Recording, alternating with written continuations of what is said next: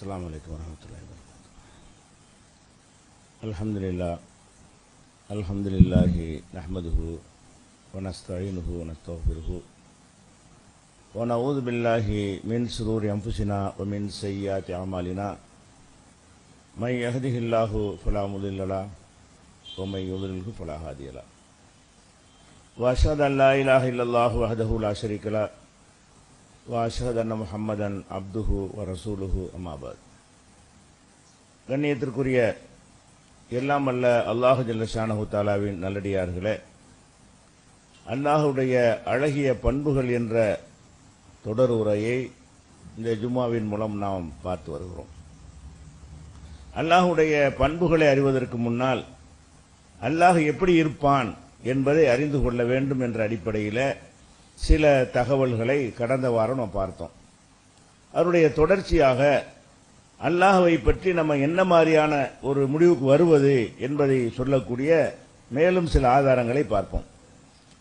திருமறை குர்ஆன்ல அல்லாஹ் சொல்லி காட்டுகிறான், கல்லா இதா துக்கத்தில் அர்து தக்கன் தக்கா வஜாஅ ரப்புக வல் மலக்கு சஃபன் சஃபா. இந்த பூமி சுருட்டப்பட்டு பிறகு அதை சமதளமாக ஆக்கப்படும்.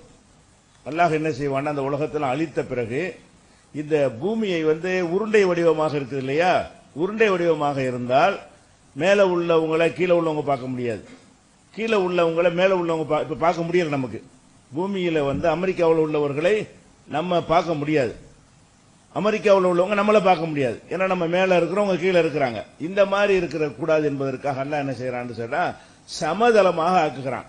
உருண்டையாக இருக்கிற அந்த பூமியை சமதளமாக அல்லாஹ் ஆக்கி மக்களை எல்லாம் எழுப்பி சமதளமாக ஆக்கி அவங்கள விசாரணை செய்வான்.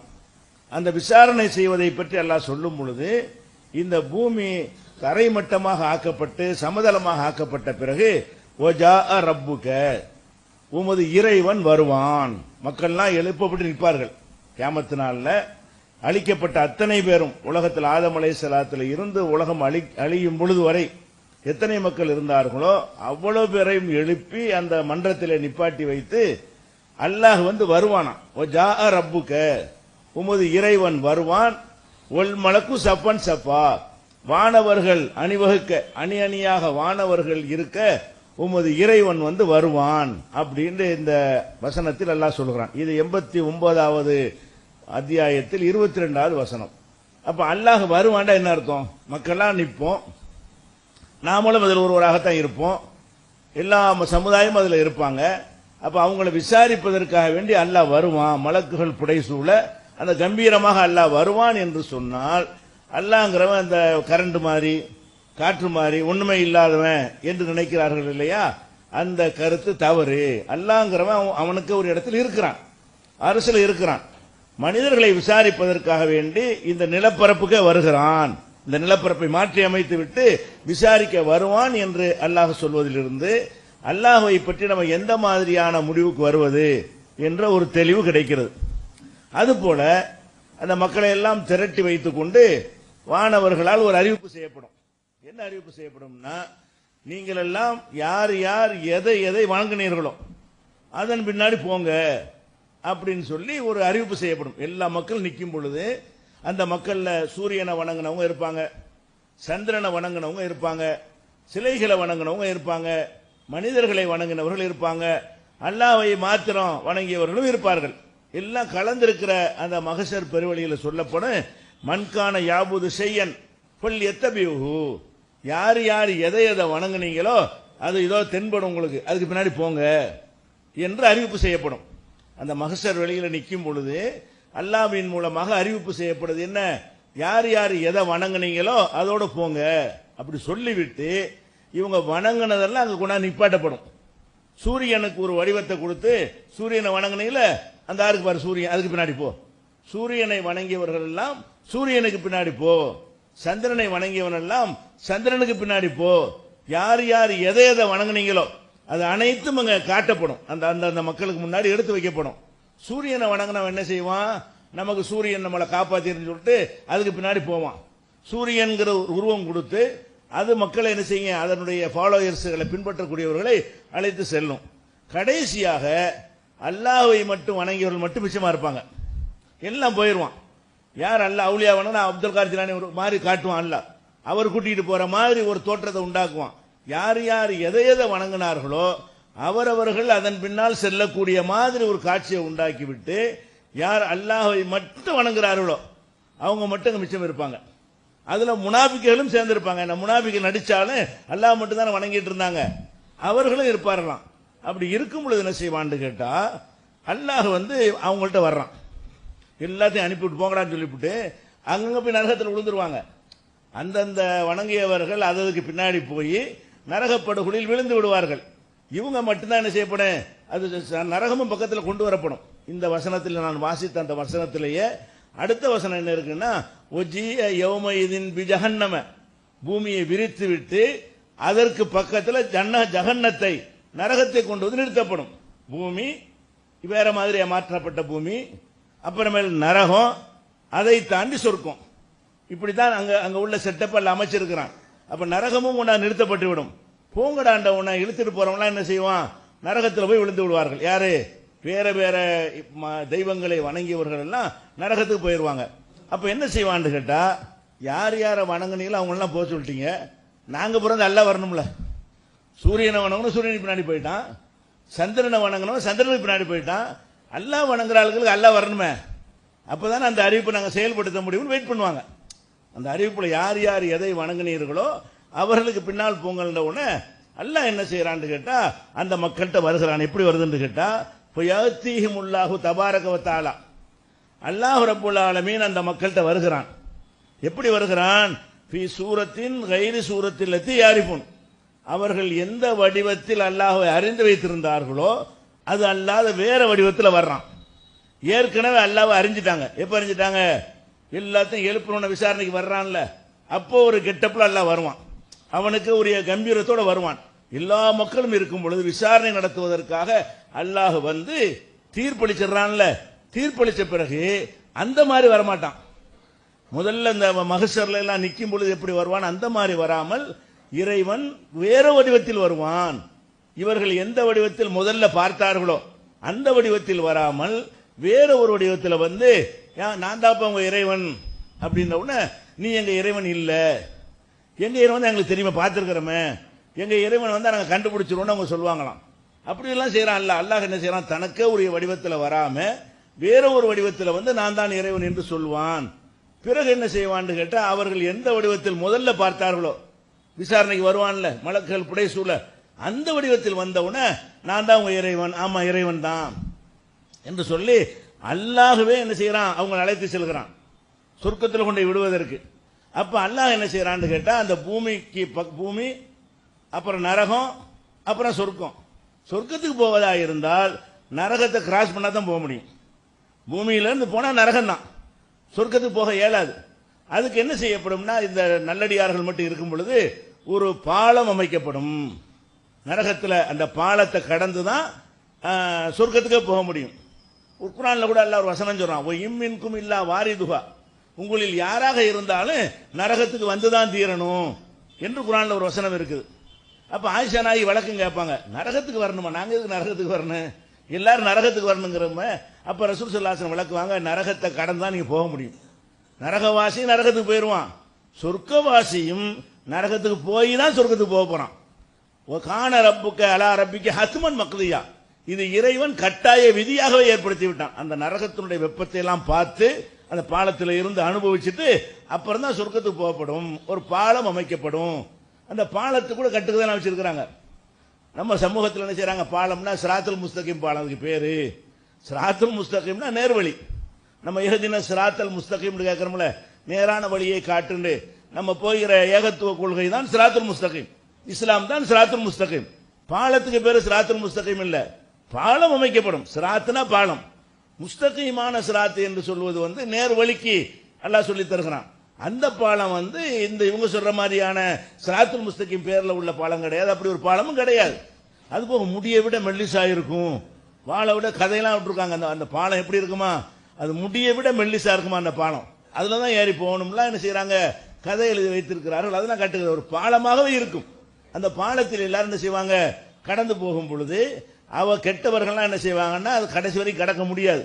அவங்களுக்கு அல்லாஹ் வந்து சில நியமிச்சிருப்பான்ல, இவருக்கு 10 வருஷம், இவருக்கு 20 வருஷம் நரகம், இவர் உதாரணத்துக்கு சொல்றேன், இவருக்கு 50 வருஷம் நரகம் அப்படின்னு அல்லாஹ் யாருக்கெல்லாம் நியமித்திருக்கிறானோ அவங்கெல்லாம் அப்படி பொத்து பொத்துன்னு விழுந்துருவாங்க. போய்கொண்டு இருக்கும் பொழுது அந்த பாலத்திலிருந்து என்ன செய்வாங்க, எல்லாம் அல்லாஹ் வணங்கினவங்க தான். அல்லாஹ் வணங்கினா கூட பாவத்தை அல்லாஹ் மன்னிக்கலன்னு என்ன செய்யணும், நரகத்துக்கு போயிட்டு சொர்க்கத்துக்கு வரணும். பாவத்தை எல்லாம் மன்னித்து விட்டால் நேர சொர்க்கத்துக்கு போயிடலாம். பாவங்களை எல்லாம் மன்னிக்கல என்று சொன்னா, ஏகத்துவத்தில் இருந்தாலும் சரி, பாவத்தை மன்னிக்கல என்று சொன்னா அந்த பாவங்களை அளவுக்கு தண்டனையை அனுபவிக்கணும். அதுக்கு அல்லாஹ் எப்படி பிரிக்கிறான்னு கேட்டா, அந்த பாலத்தில் போகும் பொழுது கீழே ஒவ்வொரு செக்ஷனா இருக்கும். அவன் செக்ஷன் வரும்போது விழுந்துருவாங்க. 6 மாசத்துக்குள்ள அந்த இடத்துல வந்து விழுந்துருவான். 1 வருஷத்துக்குள்ள அங்க வந்து கீழே விழுந்துருவான். அந்த பாலத்திலிருந்து என்ன செய்வான், விழுந்து விடுவார்கள். சில ஆட்கள் மட்டும் என்ன செய்வாங்க, கடைசி வரைக்கும் கடந்துருவாங்க. யார் அது, ஏகத்துவத்தில் இருந்து அவர்கள் பாவங்கள் செஞ்சிருந்தால் அந்த பாவங்கள் மன்னிக்கப்பட்டு, அல்ல மன்னிச்சுல தண்டிக்க மாட்டான்ல, ஏகத்துவத்தில் இருக்கிறாங்க. சில பாவங்கள் செஞ்சா கூட அதுக்கு அவங்க வருந்தினதுனாலயோ அல்ல அல்லாஹ் அவங்களுக்கு ஒரு கருணை காட்டுறதுனாலயோ மன்னித்து விடுவான். மன்னித்து விட்டால் அவங்க மட்டும் கடைசி வரைக்கும் என்ன செய்வாங்க, போவாங்க. இப்படி ஒரு பாலம் அமைக்கப்படும் வருது. இப்ப பிரச்சனை என்னன்னு கேட்டா, அல்லாஹ் வந்து ஒண்ணும் இல்லாதவனா வருவானா, நம்ம பார்வையில நமக்கு பார்க்க முடியல, பலவீனத்தினால நம்ம கண்களுக்கு அந்த சக்தி அல்லாஹ் தரவில்லை. திரும்ப படைக்கும் பொழுது நம்ம வேற ஒரு ஆற்றல் மிக்கவர்களாக படைக்கப்படுகிறோம். அந்த கண்களுடைய சக்தி வேற, அந்த காதுகளுடைய சக்தி வேற, அந்த உடலை வேற. அப்படியான உடலாக முதுமை அடையாத, மலஜலம் கழிக்காத, என்றும் இளமையாக இருக்கக்கூடிய ஒரு உடம்போடு எல்லாம் படைக்கிறான். அந்த படைப்பாக நம்ம படைக்கப்பட்ட பிறகு அந்த கண்களை கொண்டு அல்லாஹ்வை பார்க்க முடியும். அதனால அல்லாஹ் என்ன செய்யறான், வந்தவனை கரெக்டாக கண்டுபிடிக்கிறாங்க. முதல்ல ஒருக்கா வர்றான், வேற வடிவத்தில் தன்னை சின்னதாக ஏதோ ஒரு மாற்றிக்கொண்டு வரும் பொழுது நீ எங்க இறைவன் இல்லைன்னு அவங்க சொல்றாங்க. இந்த விஷயங்கள் எல்லாம் புகாரியில, முஸ்லிம்ல, இன்னும் ஆதாரப்பூர்வமான பல ஹதீசுகள்ல பதிவு செய்யப்பட்டிருக்கிறது. அப்ப நம்ம இறைவனை பற்றி என்ன ஒரு முடிவுக்கு வர வேண்டும் என்று சொன்னால், இறைவன் என்று சொன்னால் ஒண்ணுமில்லாதவன், ஒரு சூனியம், ஒரு சக்தி, ஒரு பவர் என்ன நினைக்க கூடாது. அவனுக்கே உரிய வடிவம் இருக்கு. ஆதம் அலைஹிஸ்ஸலாத்தை தன் சாயலில் படைத்தான் சொன்னோம்ல சென்ற வாரம். அந்த மாதிரியான ஒரு சாயலை கொண்ட ஒரு வடிவத்தில், உருவத்தில் அல்லாஹ் இருக்கிறான் என்பது அவனை பற்றி அறிந்து கொள்ளக்கூடிய ஒரு முக்கியமான விஷயம். அது போக இன்னொரு விஷயம் என்னன்னு கேட்டா, இந்த முனாபிக்குகளும் போறாங்கல்ல, முனாபிக்குகளும் கூடவே போவாங்கன்னு வருது. அந்த ஹதீஸ்ல என்ன வருதுன்னு கேட்டா, சூரியனை வணங்கினவன் சூரியனுக்கு பின்னாடி போயிடுவான். ஒவ்வொரு பொருளை வணங்கினவங்க அதுக்கு பின்னாடி போய் விடுவார்கள். மிஞ்சினது யாரு, தௌஹீது மக்கள், ஏகத்துவ கொள்கையில் உள்ளவர்களும் முனாபிக்குகளும் அந்த சமூகத்தில் நடிச்சுட்டு இருப்பாங்கல்ல, அந்த மாதிரி ஆட்களும் இருப்பாங்க. இவங்களும் போகும் பொழுது அல்லாஹ் என்ன செய்ய, பாலத்தில் போகையில் 2ஆக பிரிப்பானாம். யாரெல்லாம் சொர்க்கத்துக்கு முடிவெடுத்து நேர போவார்கள் முடிவெடுத்து விட்டானோ அவர்களுக்கு முன்னாடி வந்து ஒளி வீசும் பயங்கரமா. பாலத்தில் போற அந்த வெளிச்சம் வேணும்ல, இருட்டா இருந்தா அந்த இருட்டுனாலேயே பாலம் நினைச்சிருக்கிற காலத்தை தாண்டி வச்சுனா உள்ள விழுந்துருவான். அப்ப அவர்கள் பாலத்தை கடப்பதற்காக வேண்டி மூமின்களுக்கு மாத்திரம் என்ன இருக்கும்னு கேட்டா, ஒரு வெளிச்சத்தை எல்லாம் ஏற்படுத்துவான். அவர்களுடைய முன்னும் அவங்களுடைய வலப்புறமும் ஒளி இருக்கும். இத குர்ஆன்ல கூட என்ன செய்யறான், சொல்லி காட்டுறான். யௌம தரல் மூமினீன ஒல் மூமினாத்தி, மூமினான ஆண்களையும் பெண்களையும் நீ காண்பாய். யஸ்ஆ நூருஹும் பைன ஐதீஹிம் வ ஐமானிஹிம், அவங்களுக்கு முன்னரும் ஒளி வீசி கொண்டிருக்கும். இந்த பாலத்தில் போகும்போது அவருடைய வலப்புறமும் ஒளி வீசி கொண்டிருக்கும். அப்ப மூமின்களுக்கு மட்டும் அல்லாஹ் என்ன செய்யறான்னு கேட்டா, அவங்க போய் கொண்டிருக்கும் வெளிச்சமா இருக்கும். வெளிச்சம் இருக்கிறதுனால போய்கொண்டே இருப்பாங்க. இந்த முனாபிக்கு முன்னாடி வெளிச்சம் இருக்காது. எல்லாம் ஒன்னா இருந்தா கூட அவன் நரகத்தில் தள்ளுறதுக்காக அல்லாஹ் என்ன செய்யறான்னு கேட்டா, பாலத்தில் நடக்க விட்டு அந்த பாலத்தில் போகும் பொழுது இவனுக்கு முன்னாடி இருட்டா தான் இருக்கும், அவங்களுக்கு முன்னாடி வெளிச்சமா இருக்கும். அந்த மாதிரி இருந்த உணவை கேட்பாங்களாம். இது குர்ஆன்ல உள்ளது.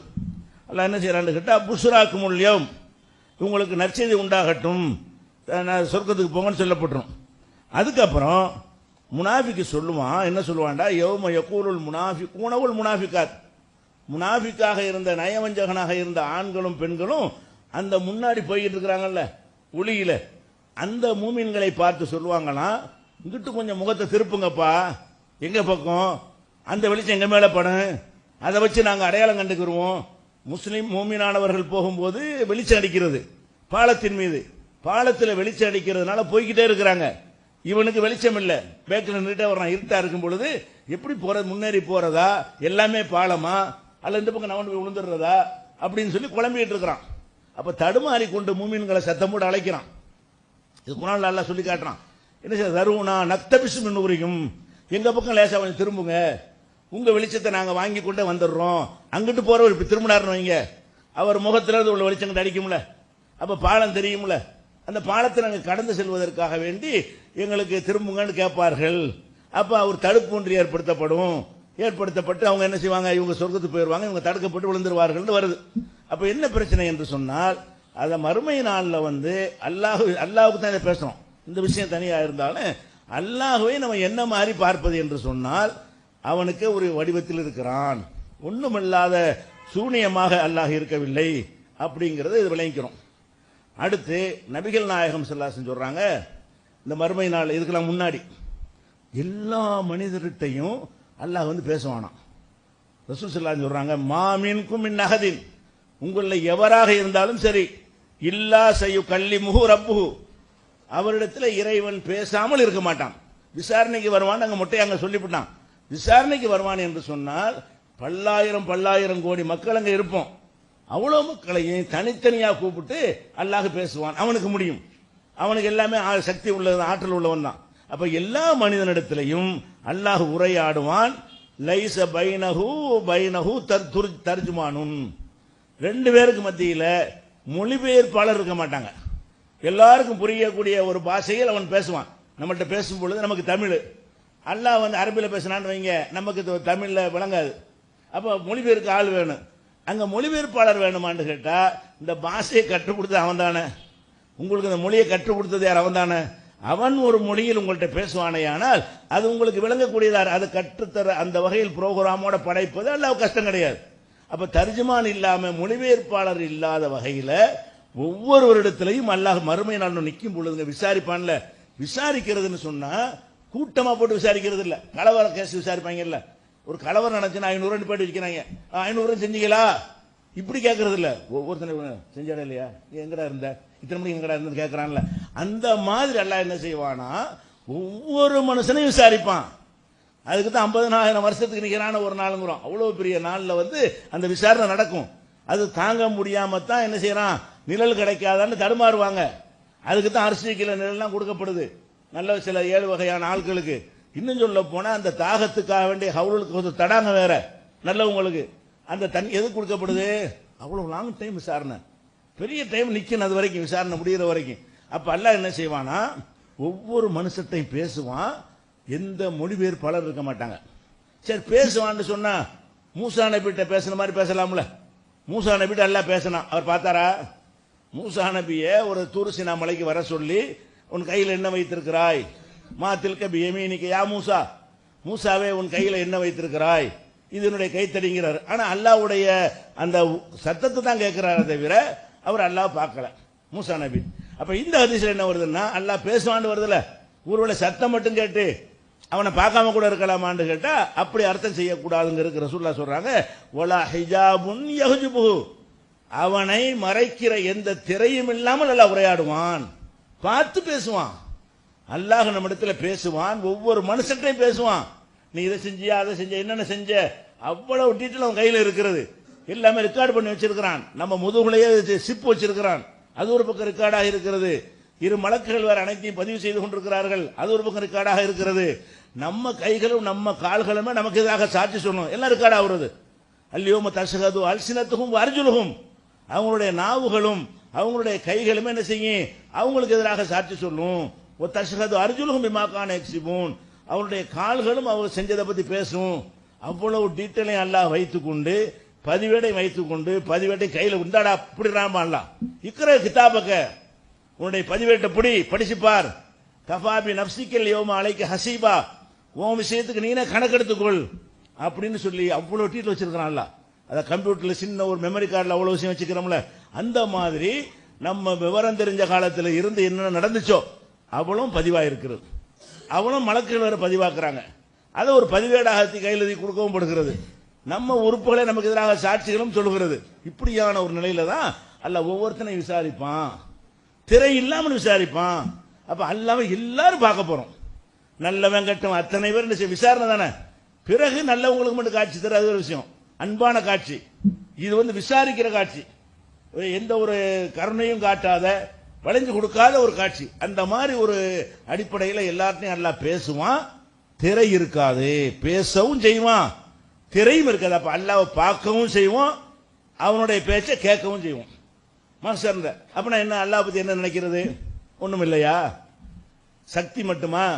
இல்ல, அவனுக்கு ஒரு உருவம் இருக்க போய் தான் நமக்கு திரை இல்லாமல் நமக்கு காட்சி தருகிறான். இப்ப திரையை போட்டிருக்கிறான், நமக்கு தெரியல. இது வந்து புகாரியில 7443வது ஹதீஸில் இடம்பெற்றிருக்கிறது. அப்ப எல்லா மனிதர் மகசர்ல ஒரு வர்றான், எல்லாரும் கூட்டமா பாக்குறாங்க. அதை பற்றி தான் ரசூல் ஸல்லல்லாஹு அலைஹி வஸல்லம் சொன்னாங்க, முழு நிலவை பாக்குறீங்கல்ல, பௌர்ணமி நிலவு இருக்கிறது, எல்லாரும் பார்க்கிறோம். எந்த நாட்டுக்காரனும் மறைக்க முடியுமா? மறைக்க முடியாது. யாராவது யாருக்கு மறைக்க முடியுமா? அப்படி எல்லாரும் ஒரே நேரத்தில் பார்ப்பது போல உங்கள் இறைவனை பார்ப்பீர்கள் என்று சொன்னது அந்த சந்தர்ப்பத்தில். எந்த சந்தர்ப்பம்? விசாரிக்க வருவான்ல, அவன் விசாரிக்க பிரம்மாண்டமா வரும் பொழுது அந்த பிரம்மாண்டம் வந்து எங்கே இருந்து பார்த்தாலும் அனைவருக்கும் தெரியும். இறைவன் அப்படி எல்லாரும் பார்க்கிறது ஒரு வகை.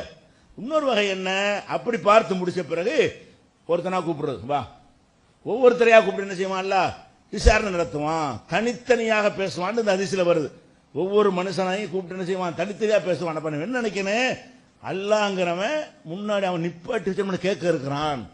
இதை சரியான பயத்தை உண்டாக்கும். சும்மா அப்படின்னு கிடையாது. அல்லாஹ் என்ன செய்வான்? ஒரு எல்லா சக்தியும் உள்ள பவர்ஃபுல்லான ஒருவன் நம்மளை உயிர் கொடுத்து எழுப்பி ஒவ்வொரு விஷயமாக நம்மிடத்துல கேட்பான். நினைத்தால் மறைத்து விடவும் செய்வான். அப்படி சில விசாரிப்பானா. சில ஹதீஸ்கள்ல வருகிறது, ஒரு மனுஷன் அவனுக்கு கருணை செய்ய நாடிட்டான்னு வைங்க, கூப்பிட்டு வச்சு, நீ இதை செஞ்சியா? ஆமா. நீ அதை செஞ்சியா? தப்புகளை பாவங்களை சொல்லி சொல்லி அந்த பாவத்தை செஞ்சியா? ஆமா.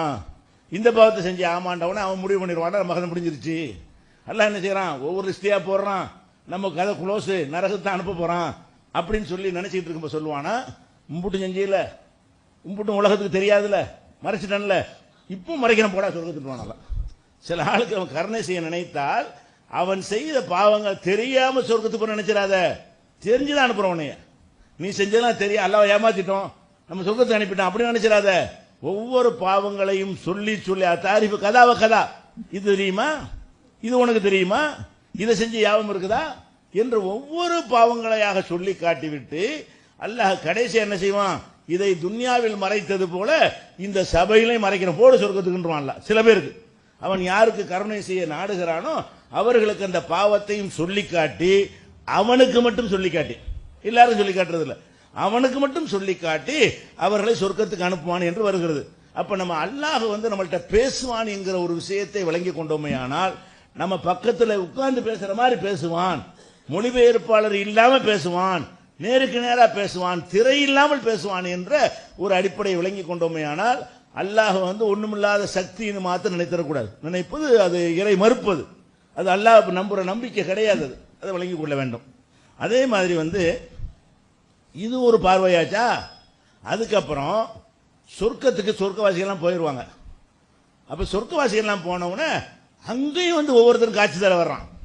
அந்த காட்சி வேற இன்பமான காட்சி. அது ஒரு விசாரிக்கும் பொழுது நீதிமன்றத்தில் பார்த்தீங்கன்னு சொன்னா ஒரு ஜட்ஜி எப்படி வருவார், கெட்ட உதாரணம் காட்டக்கூடாது, ஒரு புரிந்து கொள்வதற்காக வேண்டி வர தனி கெட்டப்பில் வருவார், ட்ரெஸ்ஸு தனியா இருக்கும், முன்னாடி பராக் சொல்ல ஆளுங்க இருப்பாங்க, வரவங்களாம் பயந்துக்கிட்டு நிற்பானுவோம். அதே நேரத்தில் வெளியே சாதாரண நடந்து டீ கடைக்கு போனார்னு எப்படி போவார், சினிமா கோட்டைக்கு எப்படி போவார், பீச்சுக்கு எப்படி போவார், சாதாரண மனுஷன் மாதிரி போவார். அப்ப அவர் என்ன ஒரு கெட்டப்பில் வர்றாரு, அதுக்கு தகுந்த மாதிரி ஒரு பயம் வரும். அந்த ட்ரெஸ் எல்லாம் இல்லாம வெளியே வந்தாருன்னா அவரை பத்தி ஒரு பயம் வராது. அல்லாஹ் வந்து இது தனியா விசாரிக்கும் பொழுது அதுக்குரிய ஒரு தோற்றத்தோடு விசாரிப்பான். அது மாதிரி சிரிச்சுக்கிட்டு அப்படி விசாரிக்க மாட்டான். விசாரிக்கும் சிரிச்சுட்டா விசாரிப்பாங்க, அது சாதாரண நிலையில தான் விசாரிப்பார்கள். அந்த மாதிரி இல்லாம நம்ம கருணை பார்வையோட நம்மளை பார்ப்பானா. எப்ப? சொர்க்கத்தில். எப்படின்னு கேட்டா, இதா தகல அஹ்லுல் ஜன்னா அல் ஜன்னா, சொர்க்கவாசிகள் எல்லாம் சொர்க்கத்துக்கு போயிடுறாங்க. போன பிறகு அல்லாஹ் வருவானாம். வந்து அல்லாஹ் வந்து பார்க்க அவன் காட்ட மாட்டான், அவனுடைய சத்தம் மட்டும் வரும். என்ன கேட்பான்னு கேட்டா, துரிதுன செய்யன் அசீதக்கும், நான் உங்களுக்கு மேலும் அதிகமாக்கி தருவதற்கு ஏதாவது நீங்க விரும்புறீங்களா, நீங்க எல்லாம் இன்பமா தந்தாச்சுல, வேற என்ன உங்களுக்கு வேணும் அப்படின்னு கேட்பான் அல்லாஹ். அப்ப மக்கள்லாம் சொல்லுவாங்களாம், அலம் துபையில் உஜூஹனா, எங்களுடைய முகத்தை பளிரென்று வெள்ளை வெள்ளர்னு ஆக்கவில்லையா, நம்ம பிளிச்சிங் பண்ற மாதிரி இருக்கான் முகமெல்லாம், எல்லாருடைய முகமும் இருக்கேன் பளிச்சுன்னு வெள்ளை வெள்ளேர்னு இருக்கும், இவ்வளவு அழகான வெண்முகத்தை எங்களுக்கு தந்திருக்கிறாயே, வேற என்ன எங்களுக்கு வேணும் அப்படின்னு கேட்பாங்களாம். அப்ப அலம் துதுகில்னா அல் ஜன்னா, எங்களை இந்த சொர்க்கத்துக்குள்ள கொண்டா நுழைக்கலையா, இவ்வளவு பெரிய பாக்கி தந்திருக்கிறாய். ஒத்து நஜ்ஜினா மினன்னார், எங்களை நரகத்திலிருந்து காப்பாற்றவில்லையா, எங்களுக்கு ஒண்ணு வேணாம்பாங்க. அல்லாஹ் என்ன செய்வான், சொர்க்கத்துக்கு அனுப்பிவிட்டு உங்களுக்கு என்ன வேணும், மேலும் என்ன வேணும் அப்படின்னு கேட்பான். அவங்க என்ன செய்வாங்க, மேலும் ஒண்ணு வேணாம், இந்த முகம் அழகான முகம் இருக்கு, அழகான உடல் இருக்கிறது, சொர்க்கத்தில் இவ்வளவு பாக்கியங்கள் இருக்கிறது, இந்த நரகத்துக்கு போகாம எங்களை நீ வந்து காப்பாத்தி இருக்கிறாய், வேற என்ன எங்களுக்கு வேணும் என்ற அளவு அவங்க சொல்லுவாங்களாம். அப்ப என்ன செய்வான்னு கேட்டா, எக்ஸிஃபுல் ஹிஜாப், ஹிஜாபை விளக்குவான். அவன் பார்க்க முடியாத தடை போட்டு வச்சுக்கிறான்ல, சொர்க்கவாசிகளுக்கு மாத்திரம் அந்த திரையை விளக்கி அவங்களுக்கு காட்சி தரும், தன்னை காட்டுவான். காட்டும் பொழுது ரசூலுல்லாஹ் சொல்றாங்க, ஃபமா ஊது ஷையன் அஹப்ப இலைஹிம் மினன் நல்ரி இலா ரப்பிஹிம் அஸ்ஸ வஜல், தங்களுடைய இறைவனை இந்த நேரத்தில் பார்க்கறாங்களே, அதுக்கு நிகரான ஒரு இன்பத்தை அவர்கள் இன்பம் கொடுக்கப்படவே இல்லை. அவங்களுடைய சொர்க்கம் எல்லாம் புசுன்னு போயிடும். இந்த அல்லாஹ்வை பார்த்தவன அந்த காட்சி, அந்த ஜோதியை பார்க்கும் பொழுது இருக்கக்கூடிய இன்பம், அந்த ரசனை எப்படி இருக்கும் என்று கேட்டால், இதுவரைக்கும் அவர்கள் என்னென்ன அல்லாஹ் பாக்கியத்தை கொடுத்திருக்கானோ அதெல்லாம் ஒண்ணுமில்லை நினைக்கணும். அப்படி எல்லாம் என்ன செய்வான், நீ ஒண்ணு வேணாங்கிறீங்களா, என்னைய பார்க்கிற பாக்கியத்தை தருகிறேன் என்று சொர்க்கத்துக்கு போன பிறகு இதெல்லாம் அதை எத்தனை தடவை நம்ம பார்க்கறான்னு வைங்க. எல்லாம் அல்லாஹ் என்பவன் விசாரிக்கிறதுக்காக ஒருக்கா வர்றான், தனித்தனியாக கூப்பிட்டு ஒருத்தட்டையும் பேசுகிறான், அப்புறமேல எல்லாரும் அனுப்பிவிட்டு அங்கடா உங்களை கூட்டிட்டு போறேன் பாலத்தில் கொண்டு வர விடுறான், அப்படி ஒருக்கா வர்றான். கடைசி என்ன செய்யறான்னு கேட்டா, சொர்க்கத்துக்கு அனுப்பின பிறகு அங்க வர்றான் இறைவன். சொர்க்கவாசிகள்கிட்ட வந்து இதுக்கு மேல உங்களுக்கு என்ன தேவைப்படுது, அப்ப என்ன விளங்குறோம், மறுமை நாள்ல வந்து அல்லாஹ் பார்ப்போம் என்பதிலிருந்து அல்லாஹ் உருவம் உள்ளவனாகத்தான் இருக்கிறான். இங்க பார்க்க முடியாத காரணம் நம்ம கண்ணு பலவீனம், அந்த ஒளியை நமக்கு தாங்க முடியாது என்பது அதுக்கு காரணம். அது மாதிரி ஒமா பைனல் கௌமி பைன ஐயல்ரு இலா ரப்பிஹிம் இல்லா ரிதாவுல் கிப்ரியா அலா வஜிஹி, அல்லாஹ் வந்து பெருமைங்கிற ஒரு திரையை தன் மீது போட்டு வைத்திருக்கிறான். அதனாலதான் அடிக்கடி அவங்களுக்கு தென்படுறது இல்லை. சும்மா அடிக்கடி போயிடக்கூடாது. அவனுக்குன்னு ஒரு, நம்மளே சில முக்கியமான ஆட்கள்லாம் மக்கள்கிட்ட வர்றாங்களே, தேர்தல் நேரத்தில் வருவாங்க, மற்ற இடத்துல அவங்களை பார்க்க முடியாது, அவங்களும் தூரத்தை மெயின்டைன் பண்ணுவாங்க. அப்ப இவனுக்கே இப்படி இருக்கும்னு சொன்னா படைச்ச ரப்புல் ஆலமீன் சும்மா உங்களோட வந்து சகஜமா உட்காந்துக்குருவானா? அவனுக்கே உரிய அந்தஸ்தை காட்டுவதற்குத்தான் மறைத்துக் கொள்கிறானே தவிர பார்க்க முடியுமானா முடியும். அவன் யாருக்கு காட்ட நினைக்கிறானோ காட்ட முடியும் என்று வழங்குகிறோம். அப்ப அல்லாஹ்வை பற்றியான இப்படியான ஒரு புரிதல் இருந்தால்தான் நம்ம அல்லாஹ்வை கரெக்டா நம்பணும் என்று அர்த்தமாகும். இன்னும் அல்லாஹ்வை பற்றி, அல்லாஹ்வுடைய தோற்றத்தை பற்றி இன்னும் சில செய்திகள் இருக்கிறது, அதை பார்த்துவிட்டு நம்ம என்ன செய்வோம், அவனுடைய பண்புகள்